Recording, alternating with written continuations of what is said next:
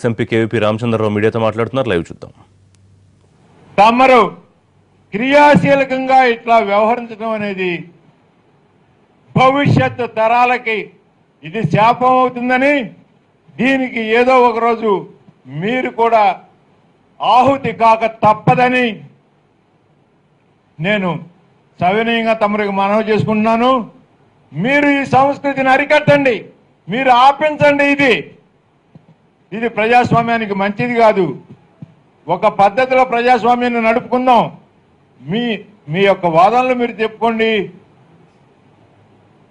ఇతర పార్టీల యొక్క వారి యొక్క సిద్ధాంతాలు, వారి యొక్క ఆచరణ యోగ్యమైన పథకాలని వారు సూచించే వాటిని వారికి వదిలిపెట్టండి. ఇదే సందర్భంగా నేను ఇంకొక 2 విషయాలు ఉన్నాయి. ఆ 2 విషయాలు డిఫరెంట్ ప్లాట్ఫారం మీద డిఫరెంట్ వీటిల్లో మళ్ళీ వాటిని చేస్తాను. ఒకటి ఆంధ్ర రాష్ట్ర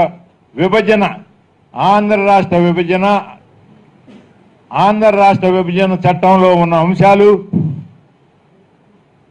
ప్రత్యేక హోదా 20 ఫిబ్రవరి 2014 మన్మోహన్ సింగ్ గారు చేసిన ప్రకటన, ఆ రోజు వివిధ రాజకీయ పక్షాలు చేసిన డిమాండ్స్, వాటికి తర్వాత ఆనాటి ప్రధానమంత్రి గారు ఇచ్చిన హామీలు, విభజన చట్టంలో పొందుపరిచిన హామీలు, వీటన్నిటి గురించి మీరు వివిధ రకాలైన ప్లాట్ఫామ్స్ మీద మాట్లాడుతున్నారు.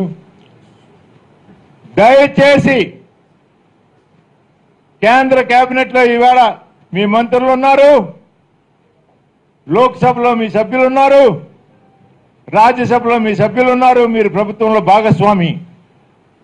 చరిత్ర మీకు ఒక గొప్ప అవకాశాన్ని కలిగించింది. ఆంధ్ర రాష్ట్ర విభజన సందర్భంగా కాంగ్రెస్ పార్టీ ఆంధ్ర రాష్ట్రానికి చేసిన అన్యాయం అని మీరు చెప్పబడుతున్న అంశాలు ఏమేమిటో సవివరంగా పార్లమెంట్లో వివరించండి. పార్లమెంట్లో చర్చిద్దాం. మీకు కాంగ్రెస్ పార్టీ పూర్తి సహాయ సహకారాలు అందిస్తుంది. ఆంధ్ర రాష్ట్రానికి పూర్తి న్యాయం చేకూర్చే వరకు అన్ని అంశాలని మరి ఒక పునర్విభజన చట్టం తీసుకొద్దాం. మీరు ఇనిషియేటివ్ తీసుకోండి. కాంగ్రెస్ పార్టీ మీకు అన్ని రకాల సహాయ సహకారాలు ఇస్తుంది. ఇది విభజన చట్టంలో జరిగిన హామీల్లో, విభజన చట్టంలో పొందుపరిచిన చట్టాల్లో ఆంధ్రప్రదేశ్ జరిగిన నష్టాలు ఇవి అని పార్లమెంట్లో మీరు తీసుకురండి చట్టం. వాటిని తప్పకుండా సవరిద్దాం. ఆంధ్రప్రదేశ్కి సువర్ణమైన భవిష్యత్తును కలిగిద్దాం. ఆంధ్ర జాతికి, ఆంధ్ర యువతకి, ఆంధ్రప్రదేశ్లో ఉన్న నిరుద్యోగులకి, ఇప్పుడు ఫర్ ఎగ్జాంపుల్ విభజన చట్టంలో వెనుకబడిన 7 రాష్ట్రాలైన 4 రాయలసీమ జిల్లాలకి, 3 నార్త్ కోస్టల్ ఆంధ్ర జిల్లాలకి కలిపి ఆనాడు ప్రధాని మన్మోహన్ సింగ్ గారు కేబీకే మోడల్ అని ఒక సమగ్రమైన వెనుకబడిన ప్రాంతాల అభివృద్ధికి ఒక చట్టం పెట్టారు. ఆ చట్టం సరిపోదు, దీనికంటే ఈ మంచి చట్టం తీసుకొస్తున్నామని మీరు ప్రవేశపెట్టండి పార్లమెంట్లో. కాంగ్రెస్ పార్టీ పూర్తి సహకారాన్ని ఇస్తుంది. ఇదే కాదు, కాంగ్రెస్ పార్టీ పోలవరం ప్రాజెక్టుని జాతీయ ప్రాజెక్టుగా చెబుతూ చట్టం తీసుకొచ్చింది. ఆ రోజున కూడా మేము దుమ్ముగూడెం నాగార్జున సాగర్ టైల్ పాండ్ను కూడా జాతీయ ప్రాజెక్టుగా తీసుకురావాలని మా శక్తి వంచన లేకుండా కృషి చేశాం. కానీ ఆ రోజు మేము ఫెయిల్ అయ్యాం. రైట్, మేము ఫెయిల్ అయ్యాం వాస్తవం. మీరు ఈవేళ జాతీయ చట్టం తీసుకురండి, కాంగ్రెస్ జాతీయ ప్రాజెక్టుగా తీసుకురండి.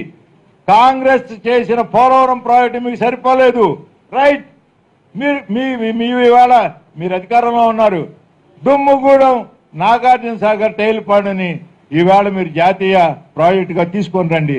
కాంగ్రెస్ ఇచ్చిన దాని గురించి రీహాబిలిటేషన్, రీసెటిల్మెంట్లతో సహా ప్రతి ఒక్క రూపాయి మేము పెట్టుకుంటాము అని కేంద్ర ప్రభుత్వం ఇచ్చిన పోలవరం ప్రాజెక్టుల గురించి కేంద్రాన్ని ఆడిపోసుకోవాల్సిన పనేమీ లేదు.